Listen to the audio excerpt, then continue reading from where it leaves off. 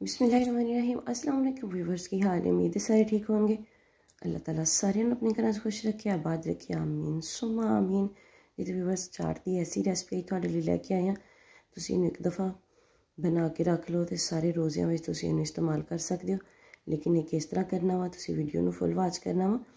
तुहानूं वीडियो चंगी लगे तो लाइक तो शेयर जरूर करें जे, चैनल ते नवें आए तो चैनल नूं सबसक्राइब करके जाए जे, नाल बैल आइकन नूं जरूर प्रेस कराए ताकि आने वाली वीडियोज़ का नोटिफिकेशन तुहाडे तक आसानी नाल पहुँच सके। सब तो पहले सॉस तैयार कर लाँगे।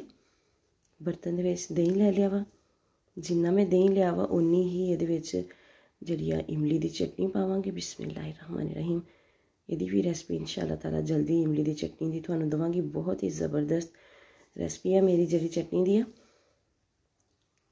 इसी कटोरी दे नाल मैं दही शामिल कीता सीगा ते इसी कटोरी दे नाल जिहड़ा वा चटनी पा लई है।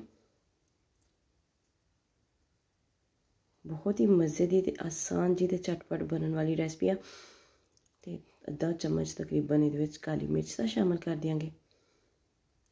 थोड़ा जहा नमक टेस्ट के अकॉर्डिंग शामिल कर देंगे। जी चटनी है इमली की, ये मैं पहले ही तकरीबन सारे मसाले जोड़े इनू टेस्टफुल करने वास्ते पाए हुए हैं। बहुत ही मज़े की चटनी है। अच्छे तरीके इन्हों फेंट लाँगे ताकि दही दियाँ फुटियाँ जियां जड़ियाँ ना वो ये नज़र ना आन।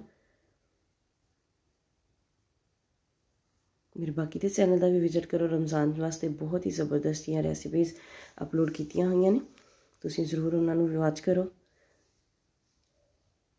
अच्छे तरीके नाल इनू बीट करना वा तुसीं।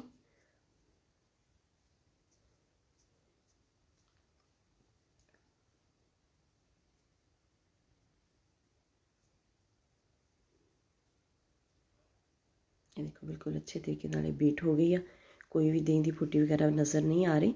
तो चलो हुण आपां चीज़ां जिहड़ियां वो देख लैंदे कि आपां इहदे विच शामिल कीता वा।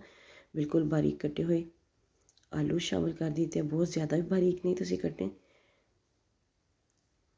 उबले हुए आलू शामिल करते हैं, टमाटर शामिल कर देते हैं। सारिया चीज़ां तुसीं अपनी रिक्वायरमेंट के हिसाब दे नाल लै सकदे हो। खीरा,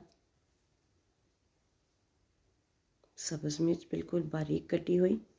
जे थोड़े बच्चे नहीं खाते तो तुसीं इहनूं स्किप भी कर सकते हो, क्योंकि सब्ज़ मिर्च के नाल जिहड़ा वा थोड़ा स्पाइसी ज़्यादा हो जाएगा। बारीक कटी हुई प्याज शामिल कर देंगे, तो कॉर्न शामिल कर देंगे।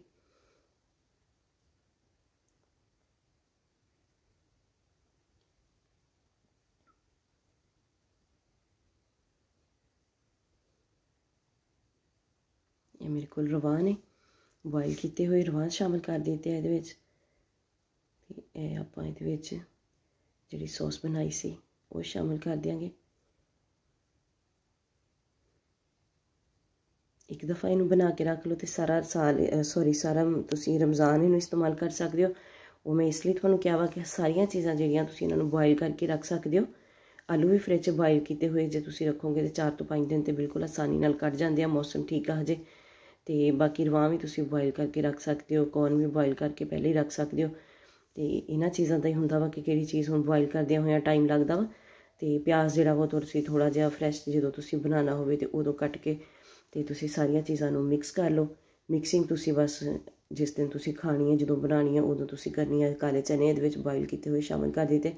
सारिया चीज़ां तुसीं बॉयल करके पहले रख सकते हो। तो थोड़ा जिहा खीरा कट्टो, टमाटर कट्टो तो नाल थोड़ी जी प्याज कट के इन्हां चीज़ों नूं मिक्स कर लो। दही भी घर दे विच मौजूद हुंदा वा, रमज़ान मुबारक से तकरीबन हर घर च ही हुंदा दही। तो चटनी जी उन्होंने भी तुसीं एक दफ़ा बना के रख लो रमज़ान तो पहले, तो फिर सारा रमज़ान जेह्ड़े तुसीं रेसिपीज़ यूज़ करना वा तुसीं कर सकते हो। कोई भी मुश्किल नहीं है। देखो माशाल्लाह ज़बरदस्त जी चाट अपनी तैयार हो गई अफ्तारी वास्ते। सिर्फ चीज़ों तुसीं मिक्स ही करना वा, तैयारी सारी थोड़ी पहले तो करके रखी हुई होएगी। तुसीं अपनी मर्ज़ी के हिसाब दे नाल जिहड़ियां चीज़ां दी क्वांटिटी उहनूं वध घट कर सकते हो। देखो माशाल्लाह ज़बरदस्त सी आलू चने की चाट अपनी तैयार हो गई है। हैल्दी भी आ, तो जिहड़ा वा दूसरियां फ्राई कीतियां हुई चीज़ों नालों किते ज़्यादा हैल्दी तो ज़बरदस्त ही बनी है। तो तुसीं इहनूं ज़रूर ट्राई करके देखिया जे। वीडियो चंगी लगे तो लाइक तो शेयर जरूर करिया जे, चैनल ते नवें आए तो चैनल नूं सबसक्राइब करके जाए जे, नाल बैल आइकन नूं जरूर प्रेस करें ताकि आने वाली वीडियोज़ का नोटिफिकेशन तुहाडे तक आसानी नाल पहुँच सके। बाकी दे चैनल का भी विजिट करो। मिलते हैं किसी नैक्सट वीडियो। उद तक लिए अल्लाह हाफिज़।